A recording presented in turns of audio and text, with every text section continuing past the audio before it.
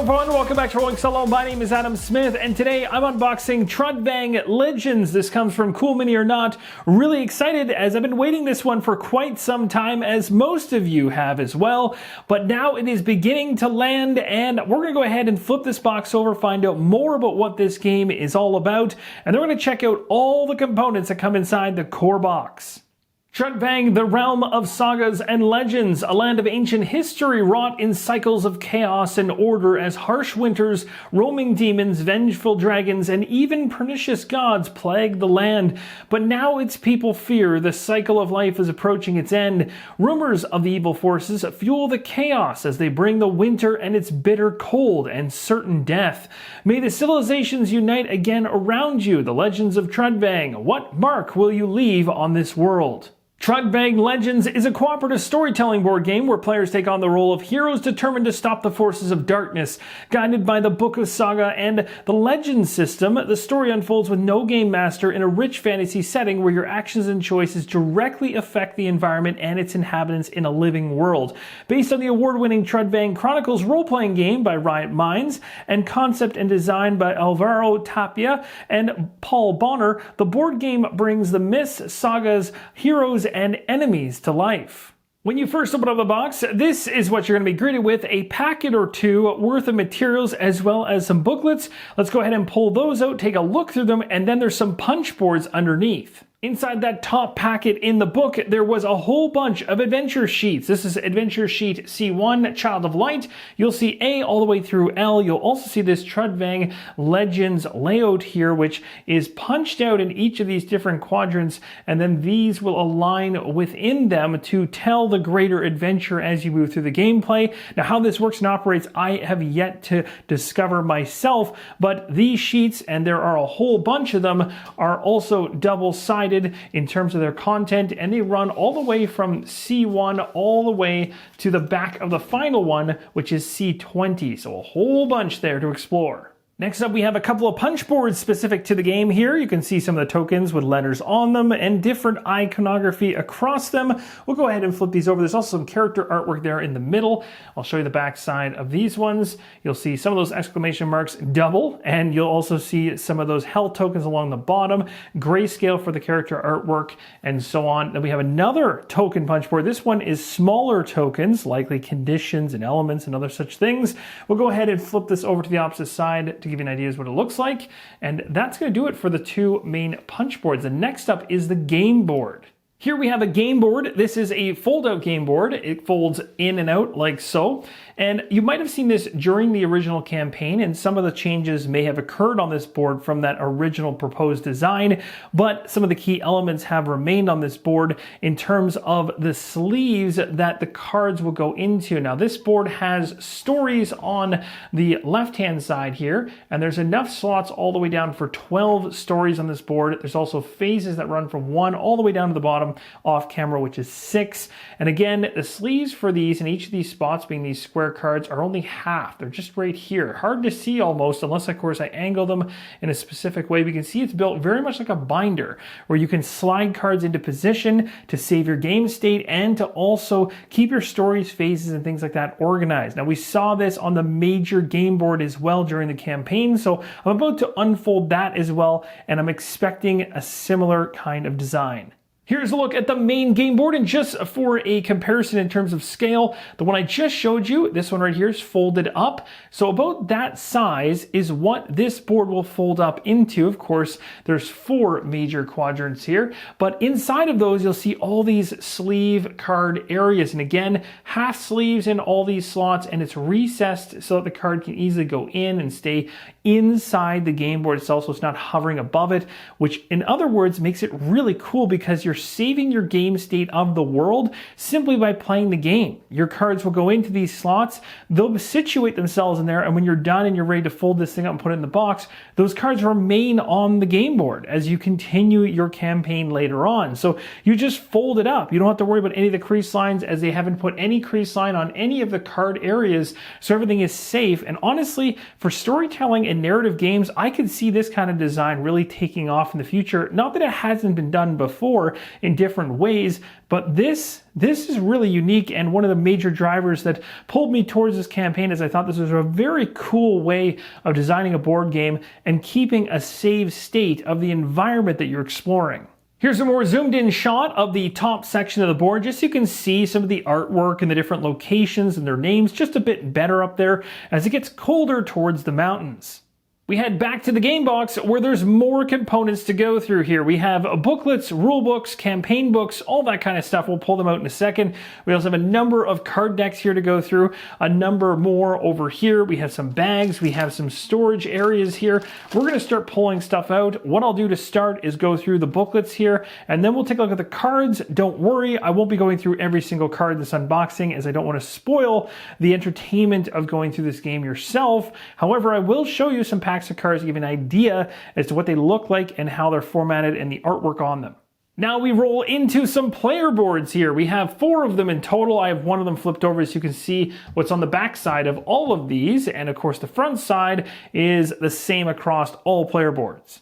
At this point, we're now going to dive into the rulebook itself. I'm going to show you a number of pages to give you a great idea as to how this thing is laid out, what it looks like, and the flow of the rules presented. When you first open up the rulebook, you'll have a full introduction here on the left-hand side. Your table of contents is going to be all listed out. The introduction to the game that we similarly read on the back of the game box is presented here. There's also some free digital content that's open to anybody using this QR code, and that is going to likely be tied right back to CMON's major site. Here's a look at all the components inside the game box by name. So you'll see the adventure board was this one here that had the stories and the phases on it. We saw first in terms of the boards, and then we saw the major map board over here. You have the names of all the different miniatures, tokens, and everything you saw earlier. From there, the rulebook dives you right into the basic concepts, talking about the map board, the adventure board, which we just touched on, points of interest board, which is the board we talked about much earlier on in this unboxing, so it's good to know exactly what it's called, and the hero dashboards. Next up here, we have all the classes broken down. We have the Bard, we have a Weaver, a Dim Walker, a Warrior, a Ranger, and a Rogue in terms of the classes within the game. Talks about the hero cards. And then it gets into the setup where on this page, it runs from 1 all the way through to 16. And then it talks about the first adventure and breaks it down by letter. From there, it begins to explain the ongoing game. It's going to talk likely about how the world is going to change and evolve based on your choices. You move through it, has the game overview, and you really start digging into the basic rules. There is another booklet, which you haven't seen yet, called the Book of Sagas, and that book is sealed up inside the box and is next. I'm looking at it right now. That one I'm probably just going to show the first couple pages of, maybe the first page only, because I really don't want to spoil much of what's in there. But it states here it's the most important component of the Trudvang Legends. Is filled with multiple choices, tests, puzzles, and branching paths. The book guides each of the adventures in the game, forming an interwoven campaign and a world that is shaped by the player's decisions and performance. So that is a very spoiler-rich booklet that I will certainly just barely be touching on. And in terms of the meat of the rulebook and how it looks like, this is what you expect to see for the layout. You're going to have sectioned off areas here for timed effects, health, story cards. It's going to run through the gauntlet of all the things you need to know to get this game to the table. Now, as we head towards the back of the rulebook, we really want to touch on some of these more interesting notes within the rulebook, like the adventure maps broken out. These are special maps used in some adventures to represent the place being explored. So in other words, there might be an area within that has even more intricate details. Pretty cool. We have the leveling up and how that works. We have defeat, of course. You can be defeated inside the game. The adventures and the campaigns end, but you have a solo game section here I want to focus on. It's always nice to see that if you want to play the game true solo, you have the option to do so. So they have gone ahead and placed a hired hand, which is what you will get if you are playing true solo. Now, there's nothing stopping you from playing multi-handed as well. That is certainly an option. And in most situations, especially around narrative games, it's kind of nice to be able to control 2 or more characters when playing solo. And that's probably the way I would lean. But if you want to streamline things and move through things at a quicker pace, maybe just due to time or restrictions, then true solo here is absolutely an option. And that solo mode continues onto this page right here, where it talks again about how the hired hand will operate, how you will control it, and that goes into the glossary, and we've really reached the end of the rulebook. And on the back of the rulebook, as you'd expect from Cool Mini or Not, there is a summary of all the major elements, the phases of the game, as well as going over the combat resolution steps to keep things high level and to remind you of what to follow, what to do at each certain stage. So I love seeing this. This is a nice reminder. Once you've consumed the entire rulebook, you can just refer back to this to keep the flow of the game moving forward.